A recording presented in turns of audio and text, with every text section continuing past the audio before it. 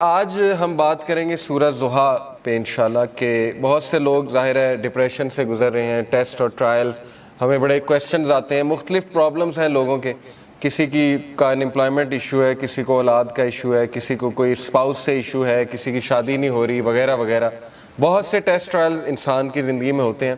تو سورہ ضحیٰ میں سمجھتا ہوں کہ ڈپریشن کا علاج ہے۔ اس طرح کی ڈپریشن جو وقتی طور پہ آ جائے، شیطان کی طرف سے آ جائے، تو میں سمجھتا ہوں کہ ان لوگوں کو جو بہت مشکل وقت سے گزرے سورہ ضحیٰ پہ بہت زیادہ غور و فکر کرنا چاہیے۔ تو سورہ ضحیٰ سب سے پہلی بات مکہ میں ریویل ہوئی، اس کا تھوڑا سا بیک گراؤنڈ بتا دیتا ہوں، میں چاہوں گا آپ لوگ اس کو پڑھیں بھی تفسیر کے ساتھ۔ بیک گراؤنڈ اس کا یہ ہے کہ صحابی بلکہ امام احمد بن حنبل جو ہیں وہ روایت کرتے ہیں کہ اس کا بیک گراؤنڈ یہ ہے کہ رسول اللہ صلی اللہ علیہ وسلم he became ill so he did not stand for prayer for a night or two. Then a woman came and said, "Oh Muhammad, I think that your devil has finally left you." اللہ معاف کرے۔ یعنی اس طرح کے تلخ الفاظ رسول اللہ صلی اللہ علیہ وسلم کو سننے پڑتے تھے کہ رسول اللہ صلی اللہ علیہ وسلم ایک دن بیمار تھے رات کے لیے۔ یہ اب امام احمد بن حنبل نے ریکارڈ کیا ہے، تفسیر ابن کثیر سے میں کوٹ کر رہا ہوں۔ تو لیکن یہ کہ ایک خاتون آئی، اس نے کہا جی کہ لگتا ہے تمہارے شیطان نے تمہیں فورسیک کر دیا، نعوذ باللہ۔ یعنی اس کا ماننا یہ تھا نا کہ قرآن شیطان کی طرف سے شاید اور اسی نے فورسیک کر دیا، تو پھر اللہ نے یہ صورت ریویل کی۔ دوسرا بخاری، مسلم، ترمذی، نسائی، ان میں بھی یہ ریکارڈ کی گئی ہے حدیث، اور یہی ہے ان سب کا ویو کہ یہ اس موقع پہ ریویل ہوئی جب اللہ کے نبی صلی اللہ علیہ وسلم بہت غمگین تھے، اور اللہ کے نبی کو یہ لگ رہا تھا کہ یعنی لوگ کہہ رہے تھے نا کہ اللہ نے تمہیں فورسیک کر دیا، بلکہ یہاں تک کہ اللہ تم سے ہیٹ کرتا ہے، یہاں تک بھی ظاہر ہے کہ لوگوں نے کہا۔ تو بہرحال آئیڈولیٹرز جو تھے مشرکین، انہوں نے بھی یہی کہا کہ لگتا ہے محمد کا جو اللہ ہے، جو خدا ہے، اس نے محمد کو نعوذ باللہ نگیٹ کر دیا ہے، یا محمد کو جو ہے وہ چھوڑ دیا ہے۔ تو یہی ہے شروع کے الفاظ سورہ ضحیٰ کے، پڑھتے ہیں اعوذ باللہ من الشیطان الرجیم، بسم اللہ الرحمن الرحیم۔ والضحیٰ واللیل اذا سجا، قسم ہے آفتاب کی روشنی کی، بائی دا فور نون، آفتاب کی روشنی کی قسم ہے، واللیل اذا سجا، اور قسم ہے رات کی جب وہ چھا جائے۔ واللیل اذا سجا سے مراد ہے by the night when it darkness, ما ودعک ربک وما قلی، نہ تو چھوڑ دیا تجھے تیرے رب نے اور نہ ہی وہ تجھ سے نفرت کرتا ہے، نہ ہی وہ ناراض ہے تجھ سے، نہ ہی اس نے چھوڑ دیا ہے تجھے۔ Your Lord has neither forsaken you nor hates you. وَلَلْآخِرَةُ خَيْرٌ لَكَ مِنَ الْأُولَىٰ، and indeed the hereafter is better for you than the present، بلکہ آخرت تیرے لیے بہت بہتر ہے اس سے جو دنیا میں کرنٹلی تیرے پہ چل رہا ہے۔ تو دیکھیں 4 لیسنز اخذ ہوتے ہیں سورہ ضحیٰ سے، بڑے پاورفل 4 لیسنز انشاءاللہ جن پہ میں آج روشنی ڈالوں گا۔ سب سے پہلے یہ پہلی 4-5 آیتیں سامنے رکھتے ہیں اور پہلے لیسن کو ہم سامنے رکھتے ہیں۔ سب سے پہلا لیسن یہ ہے کہ ایون رسول اللہ صلی اللہ علیہ وسلم غمگین ہوتے تھے، ٹھیک ہے نا، تو it's okay to be sad. ہر انسان کی زندگی میں کچھ نہ کچھ ایسا ہے کہ اسے غم آئیں گے، اور یہ اللہ نے لائف کی نیچر بھی یہی بتائی کہ الذی خلق الموت والحیات لیبلوکم ایکم احسن عملا، کہ میں دیکھوں گا تم میں سے بہترین عمل والا کون ہے۔ تو اللہ کے نبی صلی اللہ علیہ وسلم وہ اتنے غم کی حالت میں تھے کہ اللہ تعالیٰ نے باقاعدہ گارنٹی دی کہ نہیں، آپ کو فورسیک نہیں کیا اللہ تعالیٰ نے، کیونکہ ظاہر ہے وہی بھی رک گئی تھی کچھ عرصے تک، تو حضرت جبرائیل کو مس کیا کرتے تھے اللہ کے نبی، پھر وہ روحانیت کو مس کیا کرتے تھے، تو ظاہر ہے اللہ سے اب کوئی رابطہ ڈائریکٹ نہیں ہے، پہلے حضرت جبرائیل آیا کرتے تھے، تو سوچیں کہ کتنا وہ ٹف ٹائم ہوگا ہمارے نبی پہ۔ تو سب سے پہلا لیسن یہ کہ ایون پروفٹ صلی اللہ علیہ وسلم واز سیڈ، ٹھیک ہے، it's okay to be said. دوسری بات یہ جو ان چند آیات سے ثابت ہو رہی ہے کہ there is light, we are reminded کہ روشنی ہوگی، رات ہوگی، لیکن رات کے اندھیرے کے بعد آپ دیکھیں روشنی چھا جاتی ہے۔ تو اللہ نے اسی لیے سٹارٹ ہی اسی سے کیا، والضحیٰ، کہ میں قسم کھاتا ہوں آفتاب کی روشنی کی، یعنی there is always hope, there will always be a new day, اور time will come and go, وقت آئے گا، برا ٹل جائے گا، پھر کچھ اللہ کی طرف سے راحت آ جائے گی۔ تو this is how things happen, life کی نیچر اللہ تعالیٰ بتا رہا ہے کہ یس اندھیرا بھی چھا جاتا ہے اور وہ پورا کا پورا چھا جاتا ہے، لیکن کبھی بھی اندھیرا پورا کا پورا نہیں رہتا ہے، صبح ہوتی ہی ہوتی ہے۔ تو اسی لیے اللہ نے سٹارٹ ہی والضحیٰ سے کیا، واللیل اذا سجا، اور جب رات کا اندھیرا چھا جائے، ما ودعک ربک وما قلی۔ یہاں سے یہ بھی ثابت ہوتا ہے کہ ضحیٰ پریئر جو ہوتی ہے، جسے ہم چاشت کی نماز بھی کہتے ہیں نا، 2 رکعت نفل، تو اس کے بارے میں ایک حدیث سنا دیتا ہوں اللہ کے نبی صلی اللہ علیہ وسلم نے فرمایا as each morning comes every one of you must give charity for every limb of their body. جب بھی صبح کا وقت ہو تو تمہارے ہر جو اعضاء ہے اس کو صدقہ کرنا چاہیے. saying سبحان اللہ is an act of charity, saying alhamdulillah is an act of charity, saying la ilaha illallah is an act of charity, and saying Allahu Akbar is an act of charity. یہ بڑے powerful اذکار ہیں, یاد رکھیں. سبحان اللہ, الحمدللہ, لا الہ الا اللہ, اللہ اکبر, اس کو ہمارے معاشرے میں ظاہر ہے چوتھا کلمہ بھی کہتے ہیں. بہرحال تو یہ ایک حدیث میں بھی آتا ہے کہ یہ جو اذکار ہے نا, یہ دجال جب آئے گا تو اس کے دور میں مومن کی خوراک ہوگی. جب فیمن کا دور ہوگا تو یہ مومن کی خوراک ہے یہ ذکر. تو بہرحال یہ اللہ کے نبی نے کہا یہ سارے الفاظ چیریٹی ہیں. Commanding people to do good is an act of charity and forbidding evil is an act of charity. To pray 2 units at the time of duha suffices all of this charity. اللہ کے نبی نے کہا جو بھی 2 رکعت چاش کی نماز پڑھ لیتا ہے وہ ان ساری چیریٹیز کو اوور کم کر لیتے, یعنی اس کی وہ اس دن کی چیریٹی ہو جاتی ہے. یہ جتنی بھی چیریٹیز اللہ کے نبی نے بتائیں, تو یہ ہے چاش کی نماز کا جو ریوارڈ. چاش کی نماز جو ہے وہ سورج جب رائز ہو جاتا ہے تو اس سے لے کر ظہر کی نماز سے تھوڑا سا پہلے تک, آپ کہہ لیں آج کل 11 بجے تک پڑھ سکتے ہیں, 11 سوا 11 تک غالباً, یا اس سے تھوڑا سا پہلے. آپ نے دیکھا ہوگا تبلیغی جماعت لے جاتی تو وہ یہ عادت ڈالتی. ابابیل کی نماز بھی آپ نے سنا ہوگا, چاش کی نماز, دوحہ کی نماز, یہ ساری. ہم بات کر رہے تھے لیسنز کی, تو لیسن یہ چند آیات سے یہ نکلا کہ ہر اندھیری رات کے بعد روشنی آنی ہے. کبھی بھی سچویشن سیم نہیں رہتی, تو مومن کو کبھی بھی ہوپ لیس نہیں ہونا چاہیے کسی بھی سچویشن کے بارے میں. ہوپ ہی ایک ایسی چیز ہے نا جو انسان کو زندہ رکھتی ہے. ہوپ ہی ایک ایسی چیز ہے جو انسان کو ہیلدی رکھتی ہے. تو اللہ تعالیٰ ہوپ دلا رہا ہے. یہ اللہ کے الفاظ ہیں, یہ کسی انسان کے الفاظ نہیں ہیں کہ اللہ تجھے نہیں چھوڑ سکتا, نہ اللہ تجھ سے ہیٹڈ کرتا ہے. بس یہ اللہ کے کچھ طریقے ہوتے ہیں انسان کو ٹیسٹ کرنے کے لیے, انسان کو کچھ سکھانے کے لیے. اور پھر اللہ نے وعدہ کیا وَلَلْآخِرَةُ خَيْرٌ لَكَ مِنَ الْأُولَىٰ, کہ اے نبی یہ دنیا تو ہے ہی آپ کے لیے بہت بہتر, لیکن یہ کہ آخرت اس سے بھی بہتر ہوگی آپ کے لیے.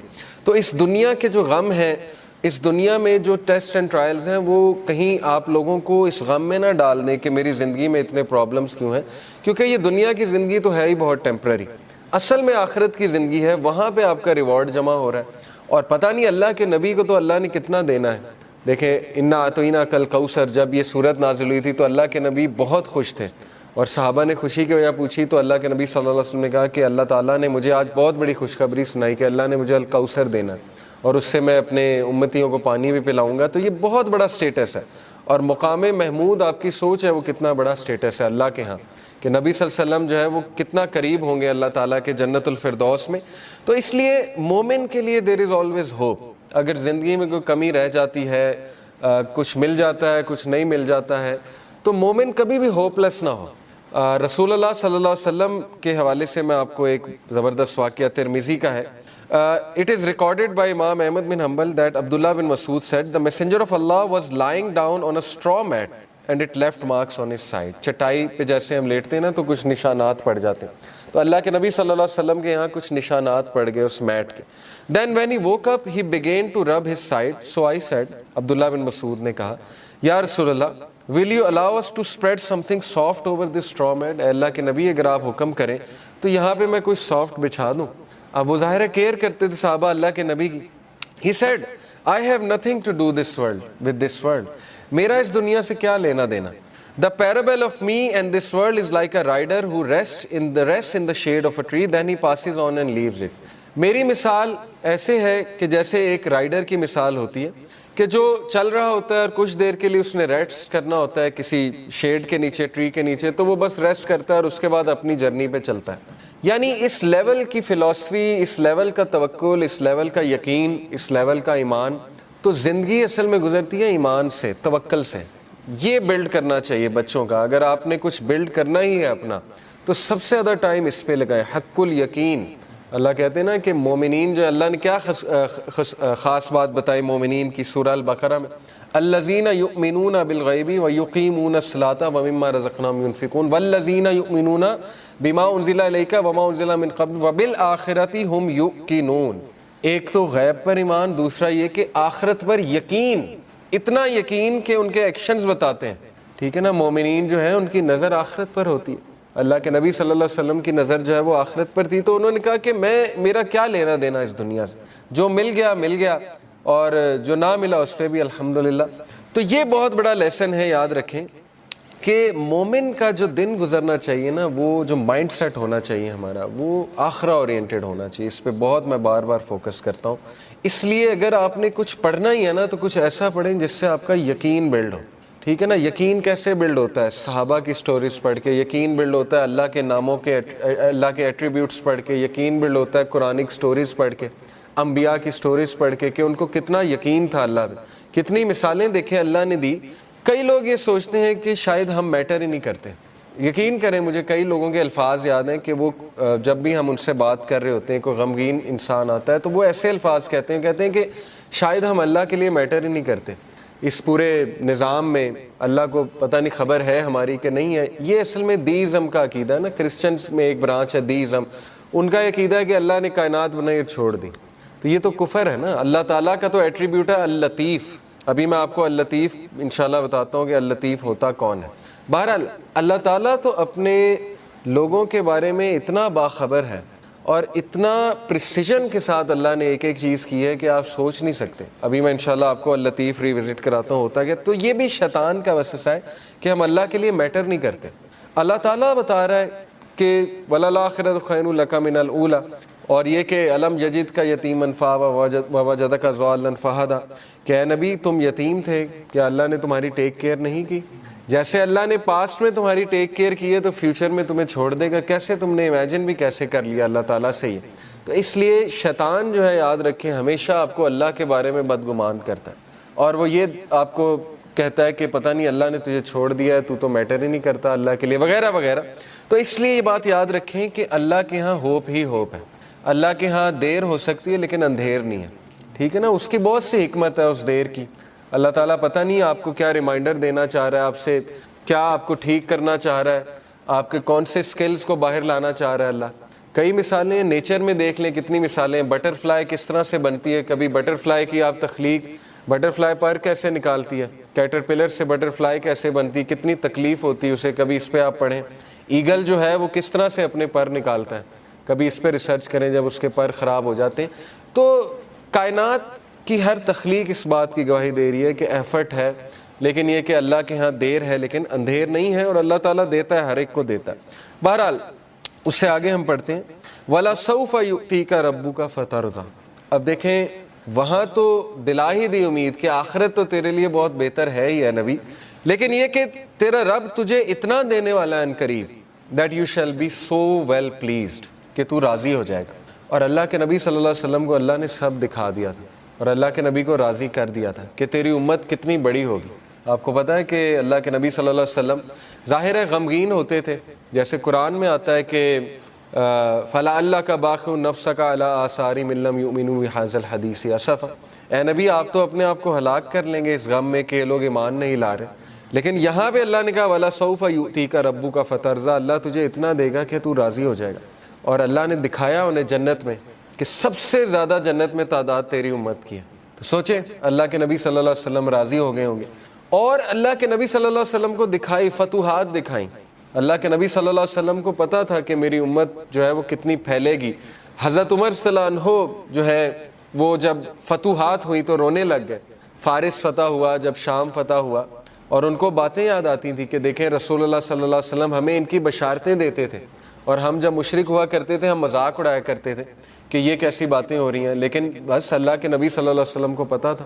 تو اس لیے یہ اللہ ہمیں بھی کہہ رہا ہے، یہ ہر انسان کے لیے میسیج ہے کہ تم فکر نہ کرو، اللہ تمہیں راضی کر دے گا کسی نہ کسی طریقے سے۔ دیکھیں اللہ سے ہوپ لگائیں گے نا تو ایمٹی ہینڈ نہیں آئیں گے، یہ میں آپ کو بتا دوں۔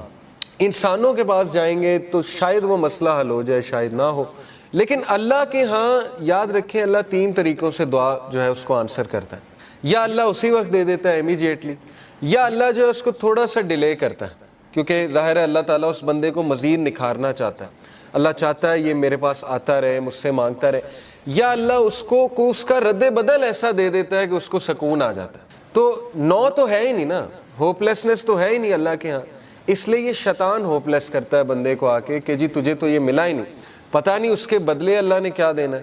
پتہ نہیں اس کے پیچھے اللہ کی کیا حکمت ہے وغیرہ وغیرہ، یہ تو انسان نہیں سمجھ سکتا. اس لیے ٹرسٹ اللہ.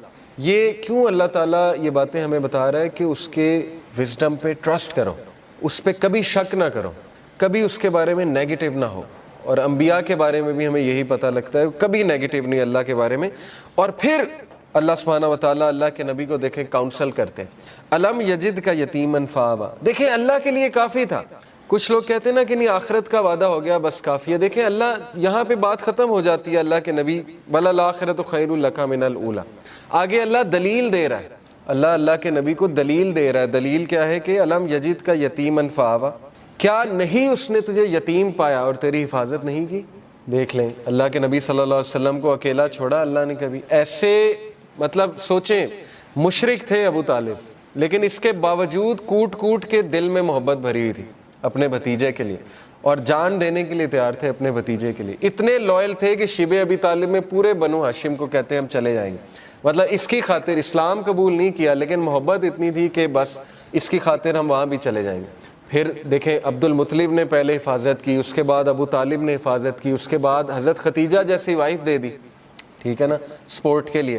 ہر موقع پہ اللہ نے بندے دیے انہیں، اور ایسے بندے دیے کہ آپ سوچ نہیں سکتے. ایسی سپورٹ دی ہے، تقویت ملتی تھی اللہ کے نبی صلی اللہ علیہ وسلم کو. وَوَجَدَكَ ضَالًّا فَهَدَىٰ and he found you unaware and he guided you. اور اللہ کے نبی صلی اللہ علیہ وسلم کہا جا رہا ہے کہ تمہارے سینے پر ایک بوجھ تھا. یہ دیکھیں نا، یہ اگلی ہی جو اس سے صورت ہے، سورہ انشراح. أَلَمْ نَشْرَحْ لَكَ صَدْرَكَ وَوَضَعْنَا عَنْكَ وِزْرَكَ الَّذِي أَنقَضَ ظَهْرَكَ وَرَفَعْنَا لَكَ ذِكْرَكَ. اللہ کے نبی کو یہ کہا جا رہا ہے نا، اے اللہ کے نبی، کیا ہم نے تمہارا سینہ جو ہے وہ کھول نہیں دیا، اور تمہارے اوپر جو بوجھ تھا ہم نے وہ ہٹا نہیں دیا. وہ بوجھ کیا تھا؟ اللہ کے نبی اپنے لوگوں کے بارے میں پریشان ہوتے تھے، سوچتے تھے ان کا کیا بنے گا، لیکن ان کے پاس کوئی میکینزم نہیں تھا. کہاں سے شروع کروں، کیسے ٹھیک کروں، حالات کیسے ٹھیک ہوں گے. یہ سوال اتنا امپورٹنٹ سوال ہے نا آپ کی زندگی میں کہ میں کہاں سے شروع کروں. ہر ایک کو یہ ہوتا ہے میں کہاں سے شروع کروں. تو اللہ تعالیٰ کہہ رہا ہے کہ کیا اللہ نے تمہاری یہ پرابلم حل نہیں کر دی؟ تم انویر تھے، تم سوچتے تھے کہاں سے شروع کیا جائے، تو دیکھو اللہ نے پورا میکینزم تمہیں بھیج دیا، اور تمہیں وہ ذمہ داری دے دی کہ تم اب دوسروں کے لیے ہوپ ہو، اور تم دوسروں کے لیے ایک میسنجر ہو، اور تم دوسروں کے لیے ایک جو ہے وہ لائٹ ہو. تو اس لیے یہ ہمیں بھی میسج ہے کہ ہوپ لیس نہیں ہونا ہے کسی بھی سٹیٹ میں، کسی بھی کنڈیشن میں. اللہ تعالیٰ کچھ نہ کچھ نعم و بدل آپ کو دے گا. امپاسبل ہے، خالی ہاتھ نہیں چھوڑتا اللہ، یہ بات یاد رکھیں، ٹھیک ہے. یہ اللہ کے بارے میں آپ 100% شور ہو جائیں یہ اس صورت کے مطابق. تو بہرحال وَوَجَدَكَ عَائِلًا فَأَغْنَىٰ، اور اس نے تمہیں پور پایا اور تمہیں رچ بنایا. And he found you poor and made you rich. اس کے بارے میں رسول اللہ صلی اللہ علیہ وسلم نے کہا ہے کہ رچنس از ناٹ دی کثرت آف مال. کثرت مال جو ہے وہ رچنس نہیں ہے، بلکہ غنا، دل کا غنا جو ہے وہ رچنس ہے. دل راضی ہونا چاہیے. تو دیکھیں جو میکانزم دیا اللہ کے نبی کو، اس سے ایک تو اللہ نے ان کو رچنس آف دی ہارٹ دی، رچنس آف دا سول دی، ذکر دیا، بتایا مجھے کیسے پکارو. اور دیکھیں اللہ کے نبی کے تھرو ہمیں اللہ نے کیا کیا دیا. آپ کو کوئی لرن کرنے کی ضرورت نہیں، خود سے دعا. اللہ کے نبی کی دعائیں موجود ہیں، ان دعاؤں پہ کبھی غور کریں، ان کے الفاظ پہ کبھی غور کریں. اللہ تعالیٰ نے نبیوں کی دعائیں آپ کو بتا دیں کہ کس طرح سے انہوں نے پکارا، کس طرح سے ندا لگائی. اللہ نے اپنے ایٹریبیوٹس بتا دیا آپ کو، یا حی یا قیوم. کبھی آپ صرف اس پہ ہی سوچ لینا کہ ایک ہندو کے ساتھ اپنے آپ کو کمپیئر کر لیں، ایک ایسے انسان کے ساتھ جس کے پاس اللہ کا صحیح کانسیپٹ نہیں ہے، تو آپ سوچ لیں آپ کتنے لکی ہیں. وہ بتوں کے آگے جھکتا ہے، اسے اللہ کا تعارف ہی نہیں ہے، اسے پتہ ہی نہیں اللہ ہے کون، اور نہ اسے اللہ کو پکارنا آتا. اور سوچیں کہ وہ کتنا زیادہ ایکسپلائٹ ہو رہا ہے تھرو آؤٹ دی لائف. تو سوچیں اللہ کی کتنی بڑی نعمت ہے کہ اللہ تعالیٰ نے ہمیں غنی کر دیا، اپنا تعارف کرا کے غنی کر دیا، ہمیں اسلام کا نالج دے کے غنی کر دیا، قرآن ہم پہ نازل کر کے ہمیں غنی کر دیا. فَأَمَّا الْيَتِيمَ فَلَا تَقْهَرْ، یہ اس کا آخری پیسیج ہے، ابھی ہم لیسن اخذ کرتے ہیں. Therefore treat not the orphan with oppression.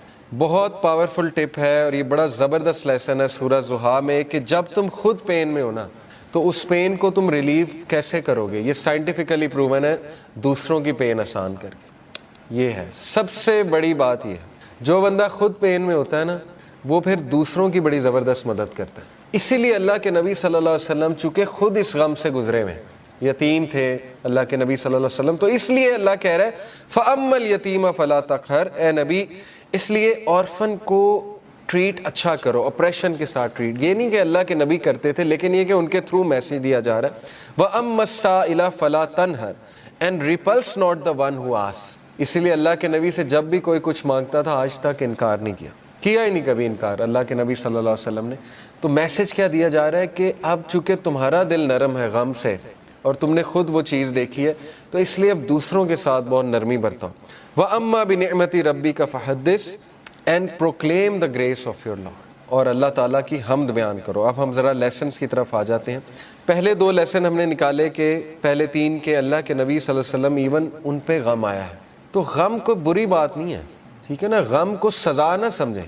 Bano Qudsia کہا کرتی تھی نا کہ غم کا الیکٹرک شاک، ان کا ایک بڑا زبردست اس پہ کالم ہے، غم کا الیکٹرک شاک اس کا ٹائٹل تھا. انہوں نے کہا کہ غم جو ہے یہ تو روحانیت کی سیڑھی ہے، اور غم اس روحانیت کی سیڑھی پہ چڑھ کے انسان کا جو ہے وہ دل نرم ہوتا ہے، پھر وہ دوسروں کا غم فیل کرتا ہے اور پھر وہ دوسروں کے لیے کچھ کرتا ہے. ادروائز تو انسان مزے میں ہے نا، اس کو کچھ آ ہی نہیں رہا، تو پھر نہ اس سے کوئی کام ہوگا نہ وہ اللہ کے لیے کچھ کرے گا. جیسے میں اکثر مثال دیتا ہوں، دیکھیں عمران خان صاحب کی والدہ کو غم، اگر وہ غم نہ آتا کینسر والا، تو شوکت خانم تو آج نہ ہوتا نا. کتنے لوگ مستفید ہو رہے ہیں شوکت خانم سے، تو ایک غم نے دیکھیں انہیں کیا کرنے پہ مجبور کر دیا. اسی طرح کئی لوگوں کی آپ سٹوریز پڑھیں گے کہ ایک غم نے ان کو پتہ نہیں کتنا بڑا جو ہے وہ عظیم ایک لیڈر بنا دیا یا ایک بہت بڑا فلنتھروپسٹ بنا دیا، کیونکہ وہ اس غم سے گزرے تھے.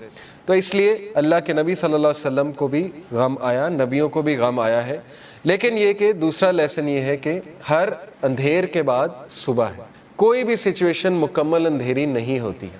ہاں مکمل اندھیری تب ہے جب آپ انسانوں پہ رلائے کر رہے ہیں، پھر مکمل اندھیر ہے، کیونکہ انسان نہیں دے سکتا. اللہ تعالیٰ نے قرآن مجید میں کہا کہ جو مانگنے والا ہے وہ بھی ضعیف ہے اور جس سے مانگا جا رہا ہے وہ بھی ضعیف ہے. ضعف الطالب والمطلوب، آئی تھنک یہ آیت ہے. اس سے کیا آپ کو پتا ہے کتنا پاورفل لیسن اس سے ملتا ہے کہ اللہ نے مثال دی کہ جو مشرک ہے نا، جو جس سے وہ مانگ رہا ہے، جس شرک کر رہا ہے، وہ اتنی ویک چیز ہے کہ پہلی تو بات وہ اسے دے نہیں سکتا، اور جو مانگنے والا ہے وہ بھی ویک ہے. اس کا اپوزٹ کیا ہے؟ علماء کرام آپ کو پتا ہے کہتے ہیں کہ اس کا اپوزٹ کیا ہے. اس کا اپوزٹ یہ ہے کہ تو مانگ کس سے رہا ہے؟ اللہ سے. ہو از دی موسٹ پاورفل. تو مانگنے والا بھی کیسا ہونا چاہیے؟ اگر وہاں تھا کہ مانگنے والا ضعیف ہے اور جس سے مانگا جا رہا ہے وہ بھی ضعیف ہے، تو یہاں کیا ہونا چاہیے کہ مانگنے والا وہ بھی پاورفل ہونا چاہیے اور جس سے مانگا جا رہا ہے وہ تو ہے ہی. تو اس لیے اللہ سے ایسے ویسے نہیں مانگنا. اللہ تعالیٰ سے جب مانگنا ہے تو تگڑا بن کے مانگنا ہے. اتنا توکل، اتنا بلیف ہونا چاہیے. یہی تو مومن کی مثال ہے. مشرک کی مثال کیوں اللہ نے کہا ضعیف ہے مانگنے والا؟ کیونکہ اس کے ہارٹ میں ڈاؤٹس ہیں، اس کو مانگنا ہی نہیں آ رہا، اس کو پتہ ہی نہیں ہے میں نے مانگنا کیسے. لیکن بلیور کے ہارٹ پہ اللہ تعالیٰ نے ایسا جو ہے وہ ایک یقین طاری کیا ہوا ہے کہ وہ مانگنے والا بھی بہت سٹرونگ ہے اور جس سے مانگا جا رہا ہے وہ تو پھر اللہ ہے. تو یہ بات آپ ہمیشہ یاد رکھیں، ٹھیک ہے؟ کبھی بھی ڈاؤٹ نہیں کرنا اللہ کو، اور پھر تگڑا بن کے مانگنا ہے. اللہ سے جب مانگتے ہیں تو پھر 100% ہوپ کے ساتھ مانگتے ہیں. یہ دعا کے آداب میں شامل ہے. اللہ کے نبی صلی اللہ علیہ وسلم نے فرمایا تمہاری دعا تب تک قبول ہوتی رہے گی جب تک تم یقین سے مانگو گے. جیسے اس میں تھوڑا سا ڈاؤٹ آ گیا، جیسے اس میں یہ بات آ گئی کہ پتہ نہیں اللہ کرے گا نہیں کرے گا، تو وہ دعا پھر فالٹی دعا ہے، اس میں پھر کمی ہے، اس دعا میں اس میں پھر بہت زیادہ یقین آنے کی ضرورت ہے. تو اس لیے ان چیزوں پہ ورک کرنا چاہیے. دیکھیں ویلیو ایڈڈ چیزیں یہی ہے کہ اپنا یقین بڑھاؤ، اپنا توکل بڑھاؤ، ٹھیک ہے؟ تو بہرحال یہ ہمارا دوسرا لیسن تھا کہ ہر اندھیر کے بعد جو ہے وہ روشنی آئے گی ہی آئے گی. اور پھر تیسرا لیسن یہ کہ اللہ کے نبی کو اللہ سبحانہ وتعالیٰ یہ دلاسا دے رہے ہیں، یہ تسلی دے رہے ہیں کہ تمہارے لیے جو آنے والی جو دنیا ہے کی زندگی ہے، آنے والی جو زندگی ہے وہ اس سے بھی بہتر ہے. یہ تو ہے ہی اللہ کے نبی، لیکن یہ کہ وہ اس سے بھی بہتر ہے. اور پھر اگلا لیسن ہم نے پڑھا کہ تیرا رب تجھے ایسا دے گا کہ تو راضی ہو جائے گا. تو یہ یہاں سے یہ ثابت ہوتا ہے کہ اللہ تعالیٰ یہ کہہ رہے ہیں کہ انسان کو اللہ کبھی بھی خالی ہاتھ نہیں چھوڑتا ہے. یہ میں آپ کو ذرا ایک بات بھی بتا دوں. A man from Kufa came to ask Sayyidina Muhammad al-Baqir whether the hadith of the Prophet's intercession was authentic. رسول اللہ کی جو شفاعت ہے اس کے بارے میں پوچھنے آیا کہ کیا یہ authentic ہے. He confirmed that it was, and then he said, you say that the most hopeful verse in the Quran is my slaves who have wronged themselves. یہ انہوں نے کہا کہ سب سے جو ہوپفل ورس ہے قرآن کی وہ ہے قل یا عبادی الذین اسرفوا علی انفسہم لا تقنطوا من رحمت اللہ، سورہ زمر کی آیت نمبر 53 ہے۔ میرے بندوں سے کہہ دیجئے کہ جنہوں نے اپنی جانوں پہ اسراف کر لیا، ظلم کر کے ایکسٹریمز پار کر دی ہیں، لا تقنطوا من رحمت اللہ، اللہ کی رحمت سے کبھی بھی مایوس نہ ہو، بے شک اللہ تعالیٰ تمام کے تمام گناہ معاف کر دیتا۔